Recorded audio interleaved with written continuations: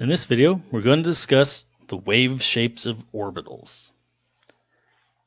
So, electrons around a nucleus are in what we call orbitals. These are the energy levels we see in the Rydberg equation and the like. Orbitals are a shape the electron can take that is stable around the nucleus. And so when I have my protons, we tend to draw the electrons as just a circle around it. This, to a lot of people, implies that it is a planet following an orbital, but the reality is that circle, that is the electron.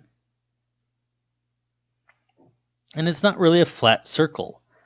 The most basic shape your electron can take around your nucleus is a sphere. So enjoy my 3D hash marks. A spherical shape is a wave. If we think about a jump rope, when two people are holding the ends of the jump rope, it goes up and then it can spiral around as you go up and down. The net effect is the top and the bottom create a circular cavity. Now, a guitar string, it goes straight up and down, but a jump rope spins around, which means if you were to look at it from the side, it would kind of look circular. The reality is the space that is taken up by a jump rope, the volume contained within the spinning of the rope, is more or less a sphere. It's probably a little elongated when most of us play with it, but the idea is it's spherical. Turning a two-dimensional guitar string type standing wave into 3D takes us from a flat circle into a spherical shape. This is what the electron is doing. Electrons have to take three-dimensional standing wave shapes, and so it's a little bit different than thinking about an instrument string. But the most basic is just taking a sphere. We call these s orbitals. Well, back to the guitar string analogy. Normally, we have a guitar string and it goes up and down. And if you were to put your finger somewhere along it, you would just get a shorter wave. And so you get a higher frequency. If anyone in class is an exceptional guitar player, not me, but if somebody is, there's a very interesting ability where you can actually get both sides of your string to continue to vibrate. This is a rather advanced technique, but it means if you do it right, you can get two tones. Of course, one of them isn't over the hollow amplifying box, so you don't really hear it as well. But you can get both sides of your string to vibrate. If you ever just played with a jump rope enough and you got it spinning real quick, you could get this to happen in the middle. You'd get two smaller circles with a spot in the middle that didn't really go up or down. This is a node. This is completely possible. Easiest to do with a jump rope. Like I said, if you've got one around, go outside and start spinning it real fast and see if you can't get two loops going. Generally what will happen is that they will be opposite each other. You'll have it like this, and then it will go up and down. And so one side will be up, one side will be down, and it will pass through that center. But that center doesn't really ever go up or down. It stays right in the middle. Nodes are points where your wave goes to zero and remains zero. Well, this is really a wavelength. If we think about it, when I have a wave that goes all the way to the end and back, well, a full wavelength would continue down and around. This was 1/2 of whatever my lambda was. By putting in that node, what I've done is I've made the one end to the other end, that full distance, be just lambda. So instead of the end to end being half the wavelength, by forcing a node in the middle, end to end is now a full wavelength. I've shortened my wave. My wave is smaller. Well, if you think about wavelength, the smaller your wavelength, the higher the energy.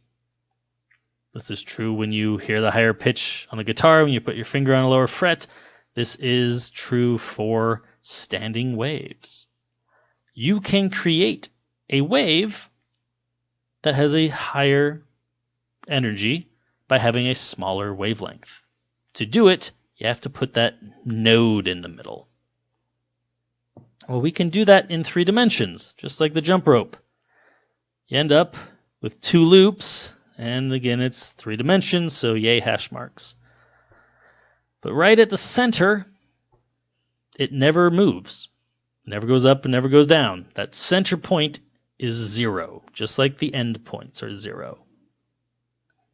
Well, remember our waves, they go up and down, they cycle, and so they have to be able to oscillate. If you were to try to make a situation where your wavelength, if we tried to put a node here, well, the problem is I don't reach 0 on the end, so I'm going to bounce off.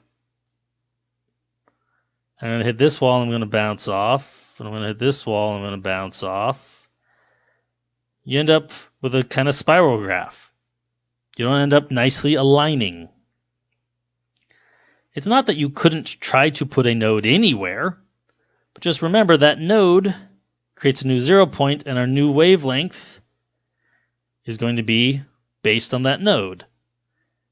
Because I have a standing wave, I have to fit within those edges. If the node I try to introduce doesn't fit within those edges, I don't get a stable wave. I just start interfering with myself. You get destructive interference.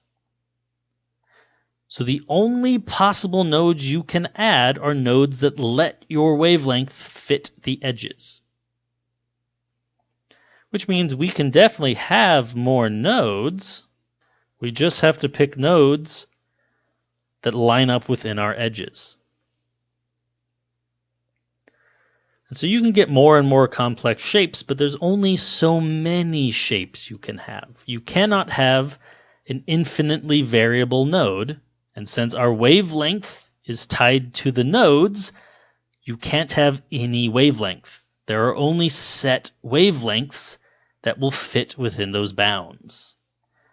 This is why we only have so many orbitals. This is why there's only so many energy levels in the Rydberg equation. You can only have ones that fit those bounds. Your nodes must be sized to fit within those restrictions. And as a result, there are specific energy levels available. This is where the actual energy levels of the Rydberg equation come from. What is the difference between N1, N2, N3, N4? It is the wavelength change of this standing wave. And because you can only have wavelength changes that fit the edges, you can only have certain levels of energy. Anything in the middle cancels itself and isn't a stable wave. It interferes, and it isn't a stable shape. Well, this first one, where we added our first node here, this is really 2 lobes on either side. We call this a p orbital.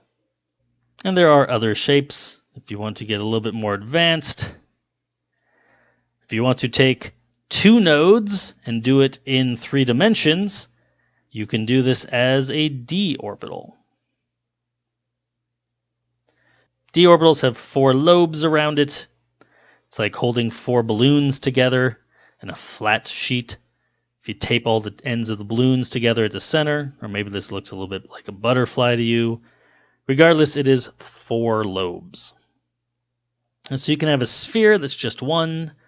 You can split that sphere down the middle and create what looks like 2. You can split it a second time, and the net effect is that you make the d orbital. A node on a string is a single point for a two-dimensional shape. For a three-dimensional shape, so one more dimension up to be our orbitals, my node has to be one more dimension up. And so we actually have a plane for our node. And so this is a plane through the sphere. This is a plane through the sphere.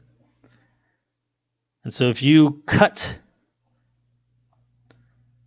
the spherical shape with two planes, the net effect is you break it off into 4 parts. And so scaling up our two-dimensional wave into 3-dimension can take a little bit of math and a little bit of funny looks at it. The net effect is that these are the shapes for it, though. A d orbital has 4 lobes that are more even than I drew. A p orbital has 2 lobes. An s orbital has just the one. It is spherical. And there are more complex shapes, but these are the vast majority and all the ones that we will focus on. These are the wave shapes an electron takes around a nucleus. There are, however, variants on all of these, and we'll discuss those more in our next section.